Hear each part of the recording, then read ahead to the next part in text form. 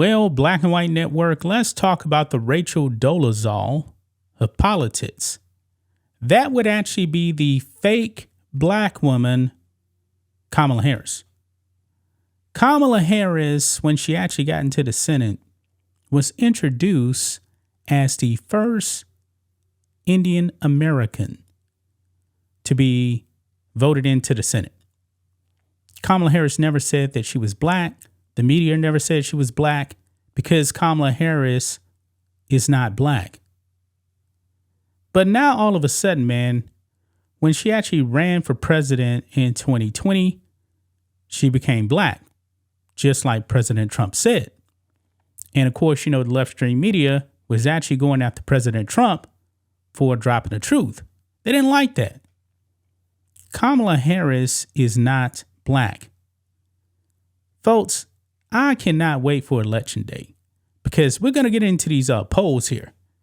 And it's now post-convention for Kamala Harris, DNC convention. And boy, we got some news here. We got some news here on the polls. This woman is she's in big trouble, guys.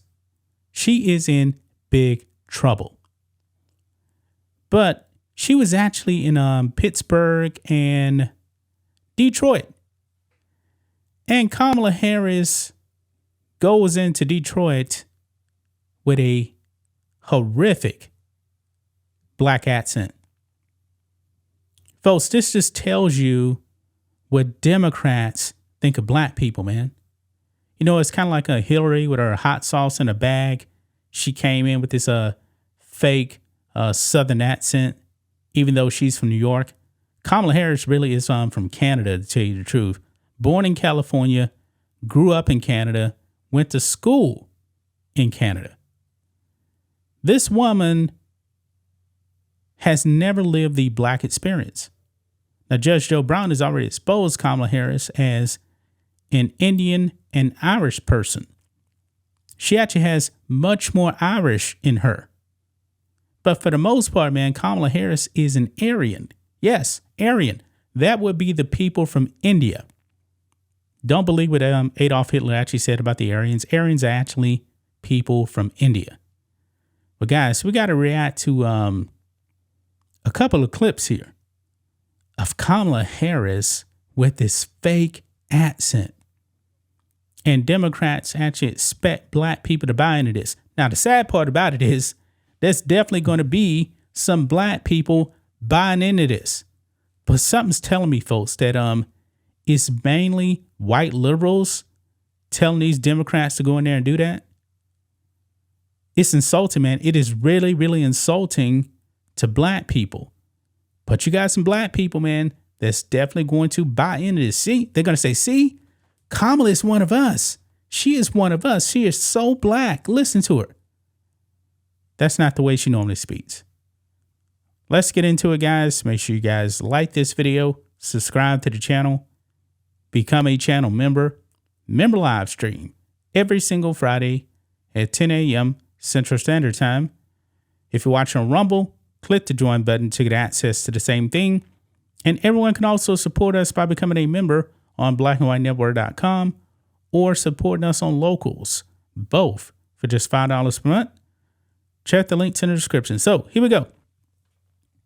Right here on the New York Post, Kamala Harris slammed for deploying a fake accent in Detroit speech. Yeah, this is actually a fake black accent. Now, the Trump War Room actually does have a clip here showing how she actually spoke in Detroit versus Pittsburgh, and I believe this is actually on the same day. Anyway, it says here, Kamala Harris was accused Monday of using a fake accent in her remarks to teachers union members in Michigan. Harris, speaking at a Detroit high school, appeared to alter her tone of voice in moments where she became particularly animated and when interacting with supporters in a crowd. The Trump campaign noted that Harris delivered a very similar line hours later during a speech to union workers in Pittsburgh in which the apparent accent wasn't present. Yeah, because this woman is fake, man. I mean, if you're truly black, then you don't need to actually have these fake accents. You just don't need to do it, man. And Detroit, definitely a lot of black people, and she wants to pander to them because this is what Democrats do, man. They pander. Black people, you better wake up, man. And apparently some people are, because some of the polls say that President Trump is getting between 20 and 30% of the black vote. But we know that's mainly from black men. Black women, not so much. Got some work to do there. But let's go ahead and watch this clip here from the Trump War Room. It says, watch Kamala Harris delivers the same exact line in a speech earlier today in Detroit and again in Pittsburgh a few hours later. Let's see if you can spot the difference. So let's go ahead and play this first one here. Now, I believe the one on the left here is actually from Pittsburgh, but the one on the right is from, actually, you know what? The one on the left here is actually from Detroit. The one on the right is from Pittsburgh. So let's play it. You better thank a union member for sick leave. You better thank a union member for paid leave. You better thank a union member for vacation time.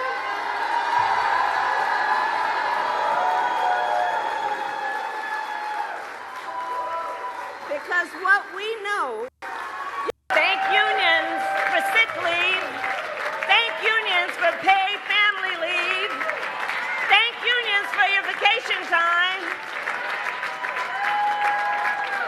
Thank you. Yeah, this woman's fake, man. She is 1,000% inauthentic. I hate it when Democrats do this, man. I really, really do hate it. I don't want to hear from you again, Kamala.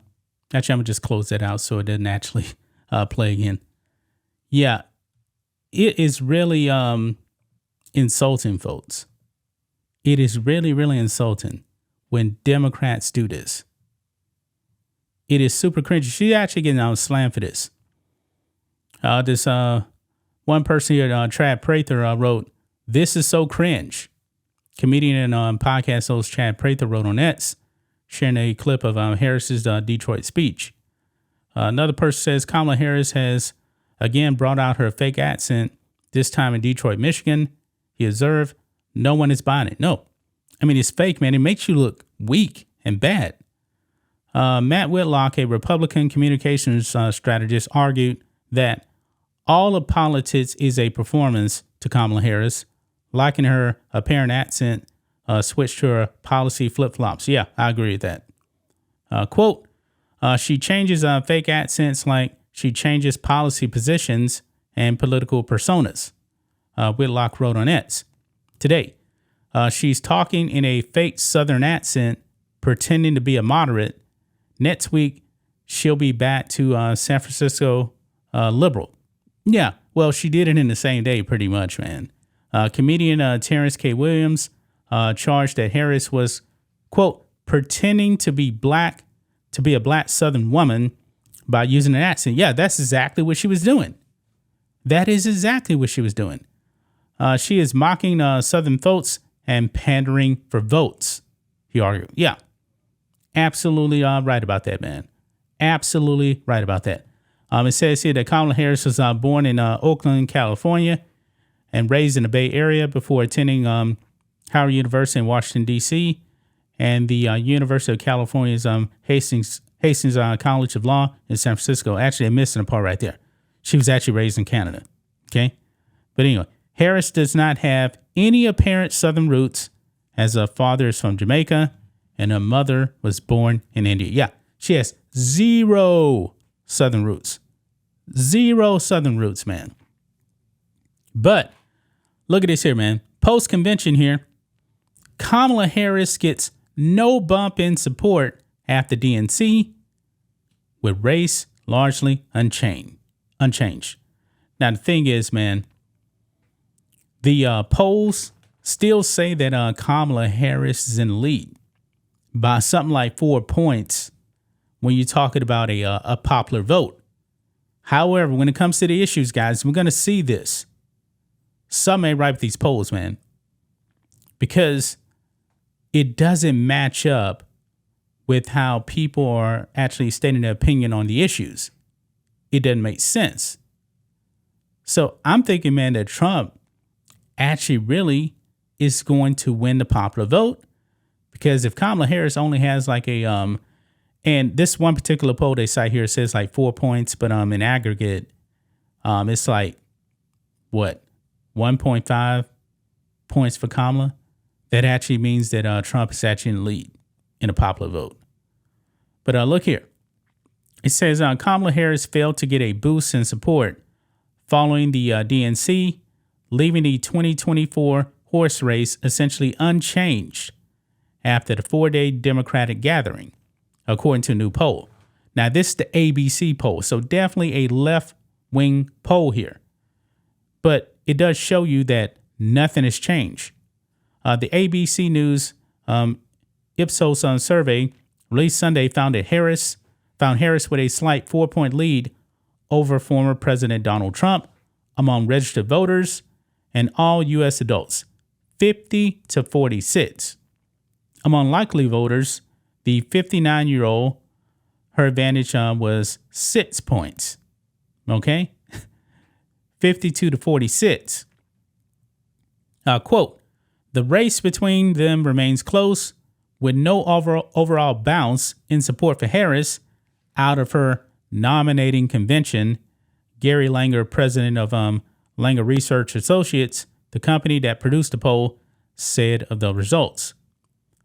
Presidential candidates are typically expected to receive a surge in support in the weeks after their party's conventions, where glowing praise is showered upon them during the nationally televised events. Langer noted that his poll also found Trump bounce-free after the RNC in July, in which he was indicative of the lock-in nature of the contest. The post-DNC poll found Harris widening her lead with women to 13 points. Oh, not 13 points, but to 13 percentage points, up to 6 points. Wait, let me read that again. Does this make sense? The post-DNC poll found Harris widening her lead with women to 13 percentage points, up to 6 points. I think they meant up by 6 points. Maybe that's what they meant right there. But however, Kamala Harris lost support from men. Prior to the DNC, men backed Harris by 3 points, 49-46%, and now they are supporting Trump by 5 points, 46-51, the poll found. Yeah, so Trump, I believe that Trump was leading with men anyway, to tell you the truth. I don't believe that Kamala Harris is actually leading with men. I just don't believe that. Now, here's the shocker right here. We're led to believe that Kamala Harris actually is leading in the polls, but when it comes to the issues, even on this left-leaning poll here, she's losing on every single issue. Look here, it says on the issues, voters still have greater trust from Trump to handle the economy by 8 points. Inflation by 8 points. Immigration by 9 points. And the Israel-Hamas war by 7 points compared to Harris. So, and the major issues really are the economy, inflation, and immigration. Trump is dominating her. And I'm willing to bet if this poll was actually truly correct, it'll actually be Trump by like 15, 20 points. Wow. But look here, it says the Democratic nominee was considered by voters to be better equipped at tackling healthcare by 10 points.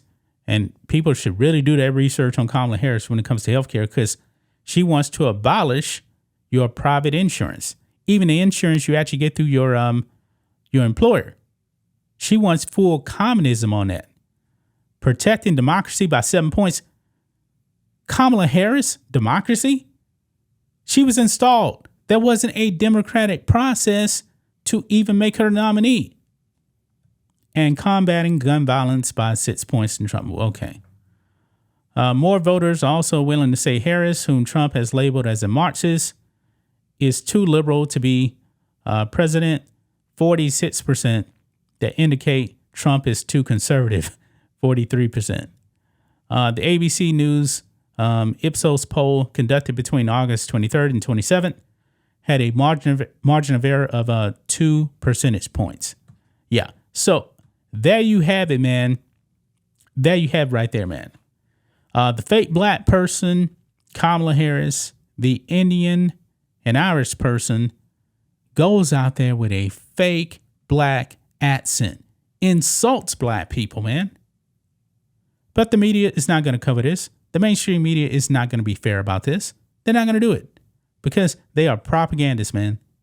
And this poll here, something don't add up, man. How in the world is Kamala Harris up by like 4 points or so when she's losing on all the major issues by a wide margin? Yeah, a wide margin, folks. I'm going to leave right there, guys. That's just my thoughts on this. What do you guys think of this? Black and White Network fans, let us know what you think about all this in the comments. Make sure to subscribe to the channel. And we'll catch you next time.